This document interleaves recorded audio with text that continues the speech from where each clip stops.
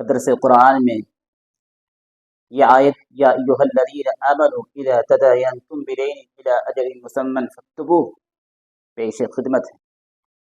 اس آیت میں اللہ رب العزت نے اہل ایمان کو ایک ہدایت دی ہے۔ فرمایا اے اہل ایمان، جب تم آپس میں ایک دوسرے کے ساتھ قرض دیا کرو، معاملہ کیا کرو تو اسے لکھ لیا کرو۔ گویا کہ کسی بھی طریقے کا معاملہ، خرید و فروخت ہو یا قرض ہو، اسے لکھ لیا کرو۔ یہ لکھنا بظاہر ایک چھوٹا سا عمل دکھتا ہے، لیکن یاد رکھیے اس ادب کے اندر بڑی وسعت اور گہرائی ہے۔ یہ بظاہر دکھتا ہے کہ چھوٹا عمل ہے، لیکن اللہ رب العزت نے اس ادب کے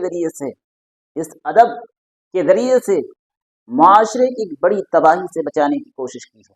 اس کی رعایت نہ کرنے کی وجہ سے بڑی بڑی خرابیاں ہمارے معاشرے میں آ جاتی ہیں، بڑے فتنے اور فساد جنم لیتے ہیں۔ ضرورت ہے کہ اس ادب پر عمل کرنا چاہیے۔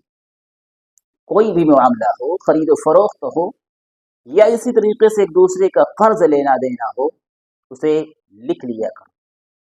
اسی لیے آقائے مدنی محمد عربی صلی اللہ علیہ وسلم نے جہاں بدعا اور لوگوں کے لیے کی ہے، ان میں سے ایک یہ بھی ہے، کان لہ علی رجل مال فلم یشہد علیہ، اگر کسی پر کوئی قرض ہے، کسی کو قرض دیا اور اس پر گواہ نہ بنایا، اس کے لیے آقائے مدنی علیہ الصلوۃ والسلام نے بدعا کی۔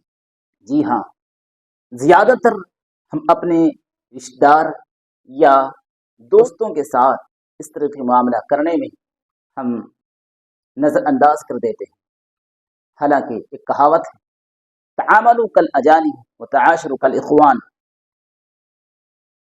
کہ معاملہ اپنوں کے ساتھ ایسا ہو جس اجنبی کی طرح معاملہ کیا کرو، اور بھائی کی طرح رہا۔